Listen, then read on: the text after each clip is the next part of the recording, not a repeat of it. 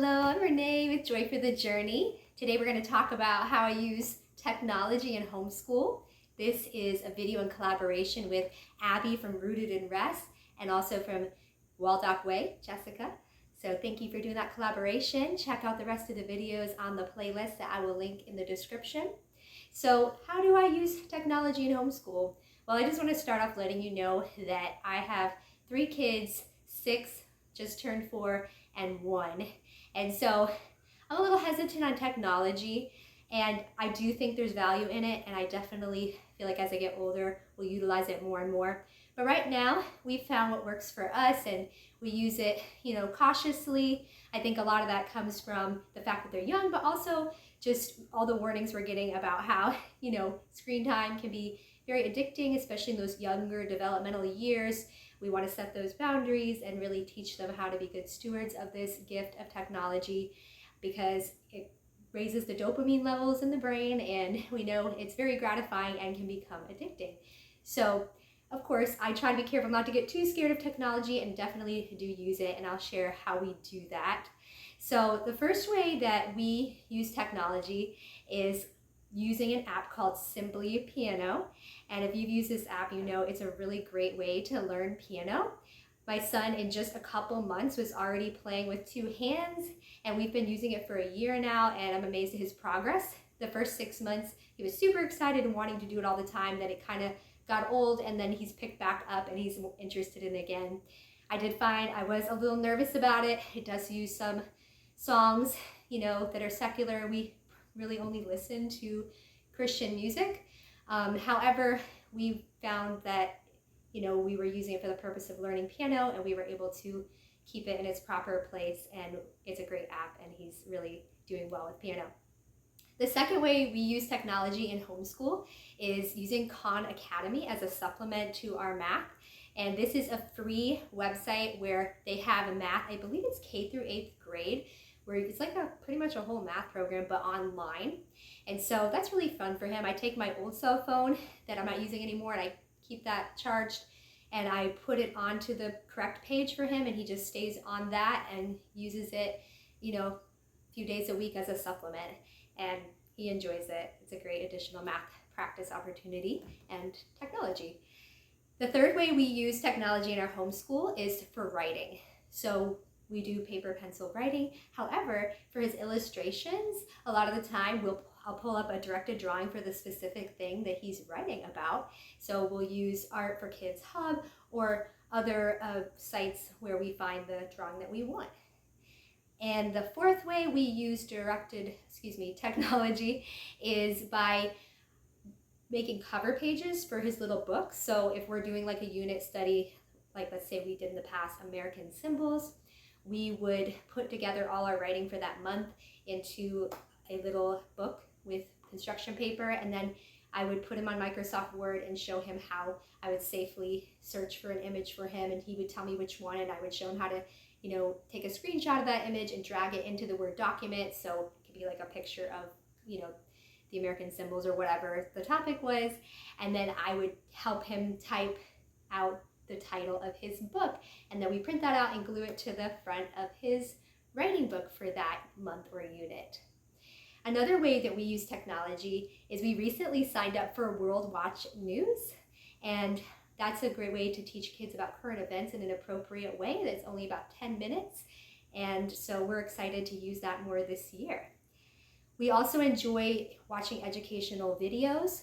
In our home, we pretty much don't watch TV until after dinner when Daddy gets home. So that's something that if we are going to have screen time, it's going to be with Daddy if that's how he chooses to spend some or part of the evening with the kiddos. But sometimes I will feel like we want to use it in the day for simple and quick things like pulling up an educational video about a specific topic or thing we're learning about, or if they have a question, we'll pull up answers to that. However, at their ages, I'm doing pretty much all of the searching right at this time. We also enjoy YouTube for music, so I've created a lot of playlists on YouTube. For example, I have for each grade level a first grade playlist, kindergarten playlist with all the videos educational videos we've ever watched. Our key videos for learning, if you're wanting videos on skip counting or math concepts, videos on the planets or other scientific topics for that specific grade level. And you name it, anything I wanted to use educationally, I put it on that playlist for that year. And that way I can always look back and see what we learned and what we used that year, and I could use it again in the future. We also make a lot of playlists, or I make a lot of playlists for music specific to the days of the week. There's so many great kids albums on YouTube for, Christian music for kids. And so that we can kind of spread out the wealth of that, I've created a playlist for each day of the week. We don't necessarily follow that, but it's nice when we are thinking, what can I play? I can go to my Monday missionary playlist, or my Tuesday scripture song playlist, or Wednesday wisdom playlist. So we'll play songs based in Proverbs and about kind of, I guess, wisdom, you could say. And Thursday, you can play catechism songs for Thursday theology, slash also songs to do with, theology, or, other scripture songs or albums we're enjoying at that time.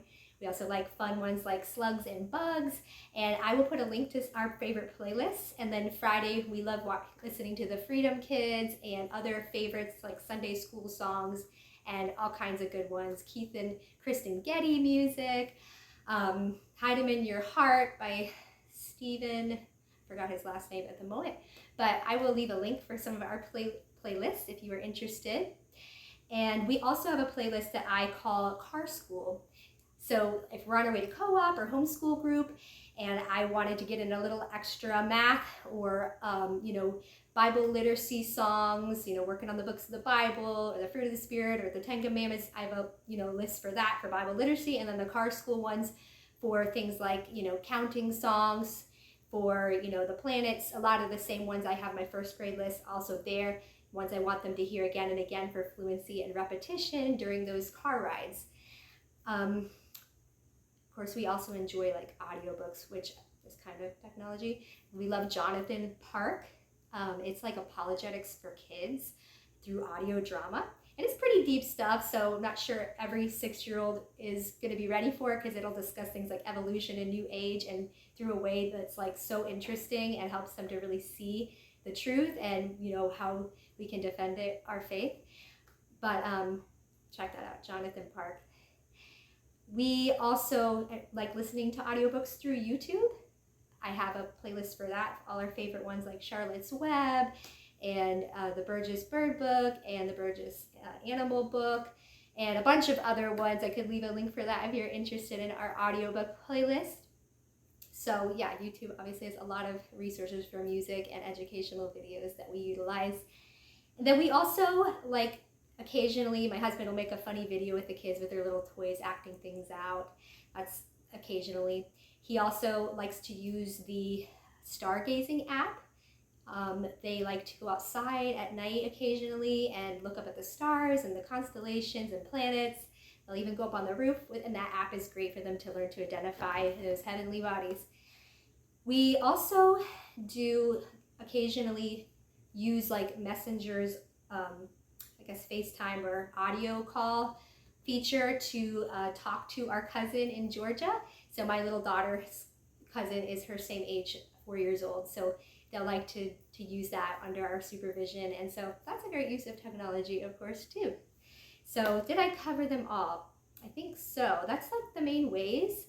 I think for future, I look forward to using it more for language, like for using maybe Duolingo. It's an app for learning various languages. Our focus language is going to be Spanish, and we've already started learning it, but we're not quite ready for the app yet.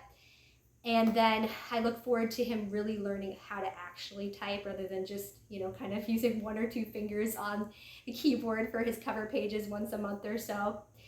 And I hope in the future we'll learn how to use it for other purposes. Maybe he'll get into computer coding, or, use it for other classes.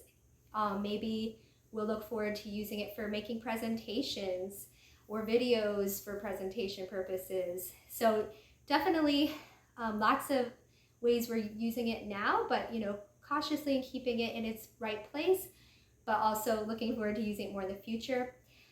So then, of course, in our personal life, outside of the school box, I guess you could say, We do, like I said, have TV time in the evenings, not every evening, but most evenings I'll watch a little something with Daddy, and occasionally he'll play the games with them. For us, we find that if we make it a relationship-oriented thing with the TV and the games, not just like, okay, we're gonna send you off to go watch this or do this on your own. Occasionally, of course, we might not be in the room if we have something on and we, need them to be in there and we're doing something. But for the most part, if he's playing a game, it's usually 2-player with Daddy, or we're sitting as a family, or he's with the kids watching something. And I feel like that creates a boundary where it's about the relationship and the time we're spending together rather than just passive entertainment. There are several really compelling reasons that I've come up with for why screen time once Daddy gets home, and after dinner, is the best time for us. And maybe you'll be convinced that it's the best time for you too. And the first reason is because it eliminates that question in the day of, oh, can we watch TV? Oh, can we watch it now? Because they just don't expect to watch it because you don't watch TV in the day and that's just not what you do. So it relieves that.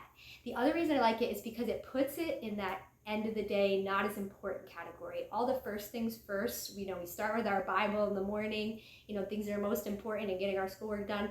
And it's that first things first mentality. So it puts it in its proper place if you are gonna have screen time. The other reason I like it is because, dads work really hard all day. We do too. But sometimes they come home and they're ready to play and roll around with the kids or do something constructive and do some building activities. But sometimes dads are exhausted. And so after dinner, they just really want to relax with their kids, and it's not such a bad thing because now it becomes a relationship-oriented thing, not just a let's be entertained. They're snuggling with Daddy some of the time. They're relaxing with Daddy, and sometimes if I'm done cleaning up the kitchen, I'll come and join in on the hugs and family time. And so, yeah, it's great for tired dads, it's something they can do. The other reason I like it is because it's between dinner and bedtime, there's just not much time to watch TV, so you can pretty much guarantee there's only going to be 30 minutes or an hour of TV every day because that's all that's left of your day. So those are the reasons. It eliminates those questions of when is TV time happening. It puts it in its proper place toward the end of the day. It's great for dads, an activity to relax with the kids. Not that it should be their only activity all the time, but even if it were, it wouldn't be the end of the world. They haven't watched TV all day. And then, it eliminates the over excess. If you start TV earlier in the day and then dad also decides to put it on, now your kids have gotten, way too much screen time possibly. So of course, on the weekends, there's exceptions. Of course, there's exceptions, in seasons of life where you have a baby, where you're sick and you need to put that TV on when you have the little ones, something appropriate, and, and you just need to rest, of course. But for us, we found that really works for us. So maybe it'll help you to figure out your screen time norms. I appreciated what Abby was talking about because I agree with her totally on understanding technology as a tool and as something that's useful rather than something that we're just consuming all the time and that's just kind of wasting our time. And so I know as moms that's important to us to have that balance. Of course, entertainment isn't a bad thing, but we don't want that to be our primary thing where we're just overindulging in that. So just trying to teach my kids the principles of stewardship, that, God gives us many good gifts and he gives people these intelligent minds. We're created in his image to be able to make things and create things like technology, and they're good gifts. So it's all how we use it. They can be used for good or for evil, or, they can be wasteful. And so always making sure we have that balance where, we identify what's on the throne of our hearts. We should be loving God and people the most and keeping those other things in their proper place and keeping first things first. And so if we're identifying that these things are the good gifts that kind of are around the circle, and what's the center, what's the most important thing. And if these things are staying in their proper place outside that center, priority, then those things, hopefully won't be, abused too often. And understanding that, hey, the sun is a good gift. I teach my kids But if we spend too much time in the sun without, a hat and sunblock, we're gonna get sunburned. A car is a great gift, but people can use it for the wrong purpose or get in a car accident, if they're not using it wisely and carefully, or even if they are sometimes. And so just understanding that principle of stewardship and keeping things in balance and in their priority so that we have first things first in our lives, hopefully as much as possible. No one's perfect. So those are my thoughts on how we use it for school, for home, and how we might use it in the future, and how to keep those things in balance in our home. So I hope that was helpful. I'm definitely curious on how everyone else uses their technology, and I'm looking forward to, here and there, checking out some of the different videos and seeing what other people have for ideas on technology in homeschool.